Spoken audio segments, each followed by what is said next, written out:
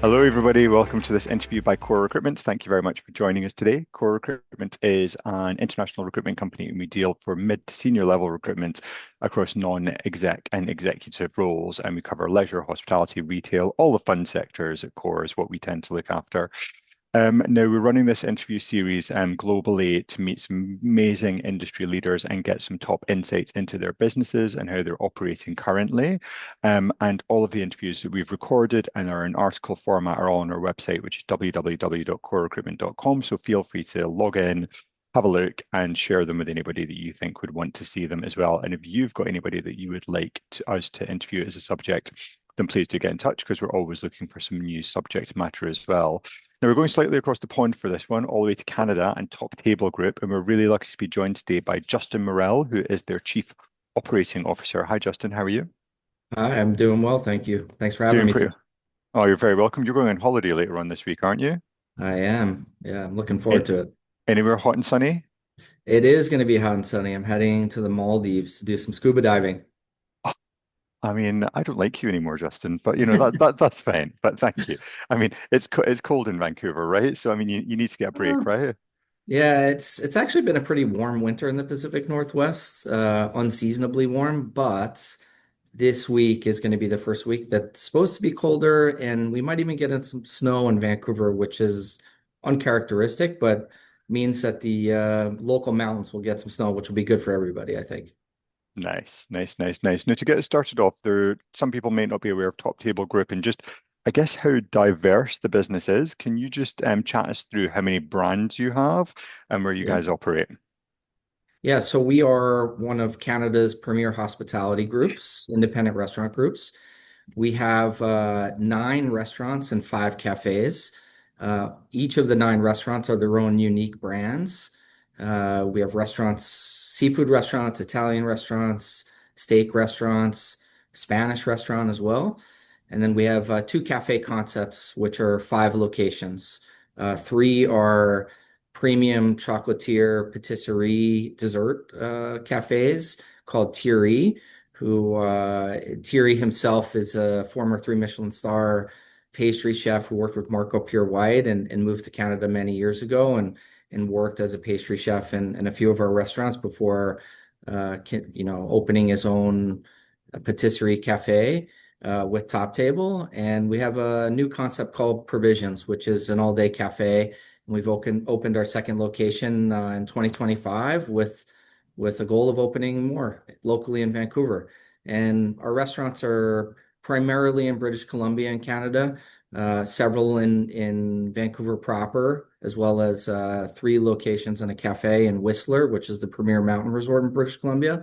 And then we have one award-winning restaurant in Victoria, which is the capital of British Columbia on Vancouver Island, that opened in 2023. And then we have two restaurants in New York. Just because New York was cool? Yeah, it seems so. Great place to be, in North America. New York is the center of culinary and of great restaurants. So the goal was to always open a restaurant there, and our owners love it there. So we're happy to be there. Excellent. So in terms of kind of having all of the diversity of concept, in one kind of area, one space, how do you make sure you're not cannibalizing from each other in terms of that market? Yeah, it's a good question. I think in each of the markets we have our own unique restaurants. In Vancouver, for example, we have a seafood restaurant called Blue Water Cafe, which is celebrating its 25th year last year, which is a pretty incredible milestone. We have an Italian restaurant that's been open since 1990, which is also another incredible milestone. And most recently, we have Elisa, which is an award-winning steak restaurant that's been on the world's 101 best steak restaurant list for the last several years, and we're very proud to do that. And I think having the different concepts in the marketplace allows us to diversify what we're doing, and that's the goal. I think there's a lot of space in Vancouver specifically and in British Columbia for what we call approachable fine dining. Our focus really is on the experience, both for the team and the guests ultimately, and that allows for a lot of leeway in what we do and how we position it. I think more than ever, people have an opportunity to spend their money in different locations, and they're really looking for that great experience, and that's what we're focused on day in and day out. Love that. Now, you didn't start your life in hospitality, so where were you and what got you into it? Yeah, it's an interesting question. I came to hospitality in a unique way. My first career, I worked for an investment bank in New York and in Boston, and it was a Canadian investment bank actually, and I was an equity research analyst, which means I covered publicly traded companies in specific sectors. And the last 16 months I was there, I covered the restaurant sector. So we were writing investment reports that were sold to other banks, institutional clients, and we covered different things from quick service restaurants like McDonald's and Wendy's to specialty like Starbucks and Krispy Kreme at the time, and casual dining like Outback and Brinker and those kind of companies. And we had 12 companies under coverage. And at the time, my best friend had started a tech company as a senior project at MIT, and I was, shortly after we graduated, and that company was doing very well. And he decided to leave the company, and he wanted to open a restaurant. And we were living together at the time, and aside from neither of us having any restaurant experience, we thought it was a good idea. And we opened a great 50-seat sushi only restaurant with no cooked food. And we found a chef and an operating partner.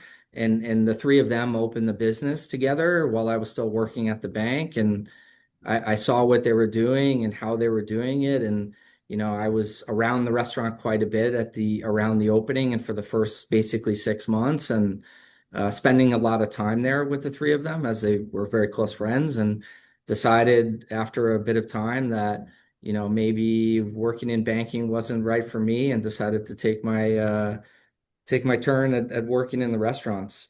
And I fell in love with it.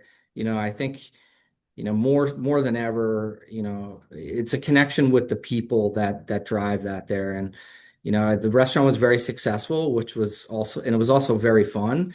The three of them really built it from the ground up with their own hands, and it fit a very niche in the market in Boston at the time, and it was very successful, and we had a lot of fun doing it. And I still have a lot of friends who worked in that restaurant to this day, and that restaurant opened in 2002. So you can build lifelong relationships there. And I met people there that, later on in my career I worked with them, or they became very close friends. And yeah, it was a great opportunity and a great experience, and ultimately why I stayed in hospitality. And the unique thing about it is, from my perspective, is that I had a really good insight into the financial analysis of companies, whether restaurants or otherwise. So it allowed me to understand, I don't think you can put two and two together just by looking at a financial statement or a spreadsheet. It's when you're really working in the location or in the restaurant itself, and can feel and sense how the guests are experiencing it. Because at the end of the day, people love to be in a full restaurant, and that's what's the fun part about it. Love that. I mean, never opened a restaurant before, and for your first venture, you decided to go raw fish. I mean, that's a health and safety nightmare, right? But we'll skip Yeah. past that. We So had a great you, we had a great chef and a great operating partner who had done this before, so they knew exactly what they were looking at. It was a learning curve for myself, and but it worked out well. Nice.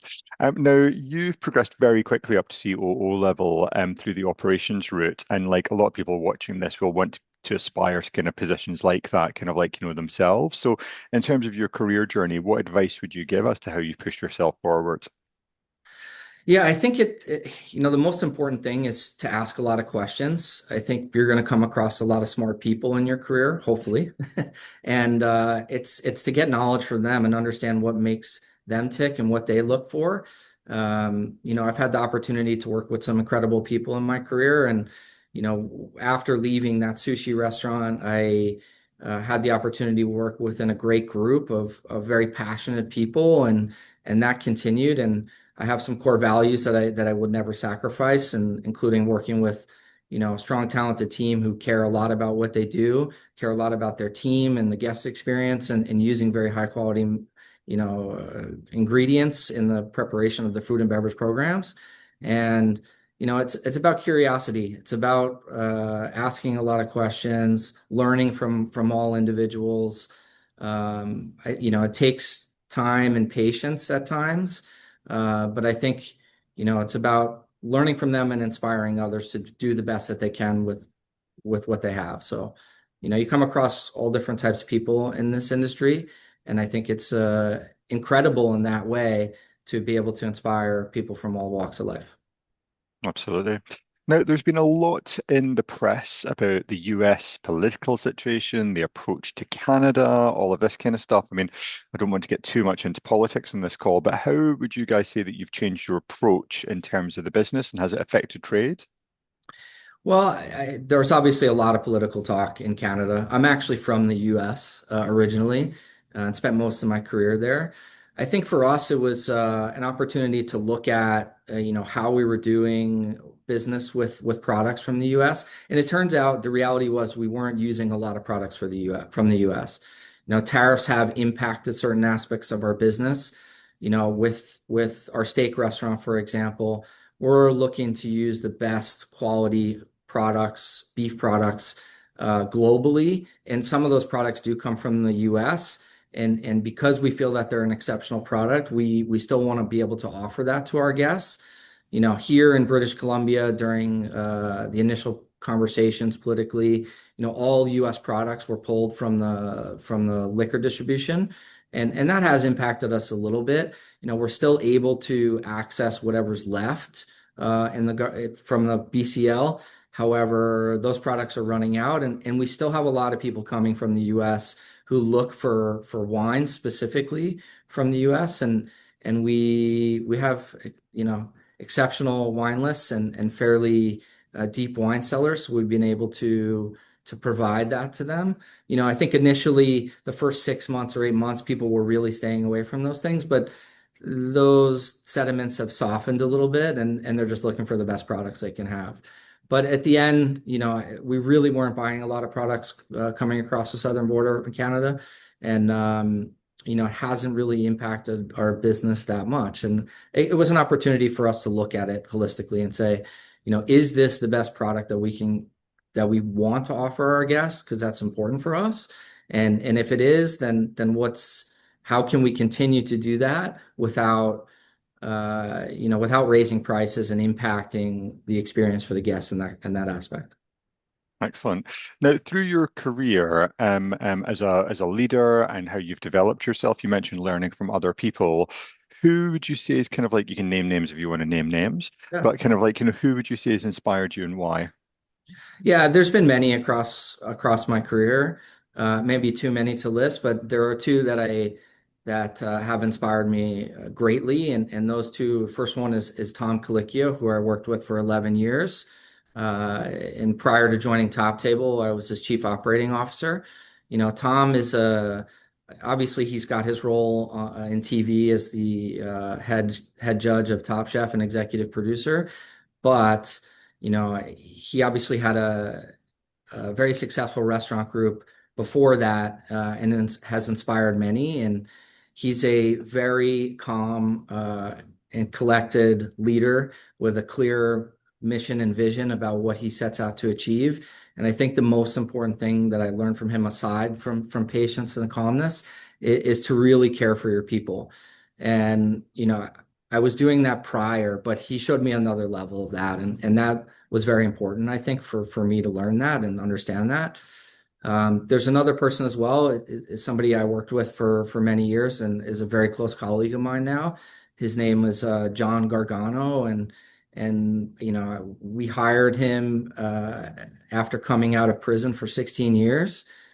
His prison sentence was commuted by Obama, and John's an extremely inspirational leader, and he worked up from being a server when we hired him to being a general manager of our flagship restaurant over a few years, and has since gone on to do amazing, great things. But what I've seen him be able to do is really see the best in people, and and like nobody else. And when you have a leader who can really see the best in people and see let them see things that they didn't think were possible themselves, that's inspirational. And John works tirelessly every day at what he does and cares a lot for the people that he works with, and it's incredible to see.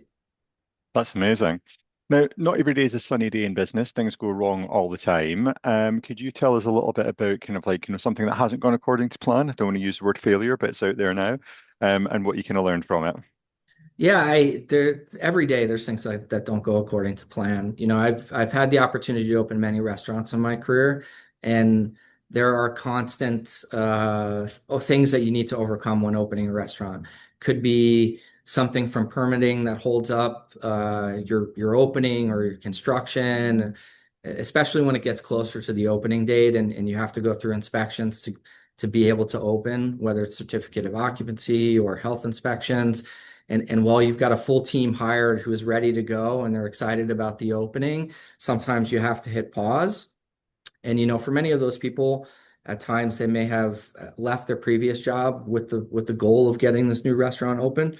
Um, and it's important for us to be able to maintain their interest and keep them active so that when, this small hurdle that we need to get over, once we get over it, we're ready to go. And those things happen all the time. And, I think there's different things that happen all the time. I wouldn't, thankfully, knock on wood, I haven't had any, too many big failures in my career. And I attribute that to being able to working with great people who we think about a lot of these things ahead of time and we plan and prepare for what could happen and what might happen. And we have, the opportunity to resolve it when it does happen. And, proper planning and preparation is key in any business.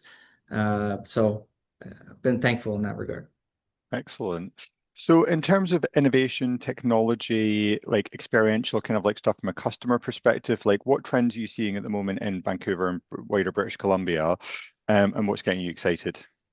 Yeah, there's a lot of stuff out there. I think there's a lot of noise out there too. Obviously, AI is a big topic of conversation and how it could impact a better business environment for us. And look, I receive calls or emails every day about a product, and I think what's most important for us is you know, what's going to allow us to focus on the experience, the guest experience and the experience for our team in the restaurants. We're really focused on people, and there's a lot of different reasons why people may come to a restaurant for the first time, whether it's a beautiful space or an excellent wine program or, excellent culinary program and great ingredients.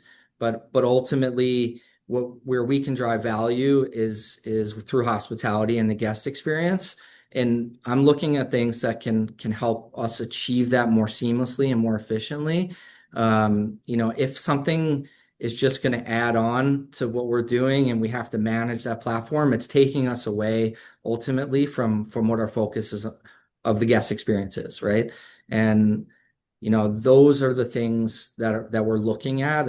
How can it make us be more efficient and be more focused on what really matters, right? And that is the guest experience and the experience of our team.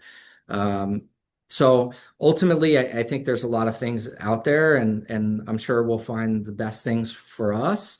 But our focus really remains on ultimately the guest experience. You've been talking about guest experience, and you did mention AI at the start of your answer. So, how do you think AI and technology are going to affect customer experience moving forward? Yeah, I think AI gives us the information that we need to make great business decisions. It makes it more seamless and it makes it easier while allowing us to keep our gut feeling there and instinct there. It helps us validate those things. As leaders in the company or as leader of this company, along with the leaders in the restaurants, we're talking with our guests constantly about what makes the best guest experience and how to improve it. And that the data from AI helps us validate that in some ways, but ultimately it is a gut feeling and instinct when we're talking directly with our team and our guests about what's going on in the business. And AI helps us validate that to some extent. Absolutely.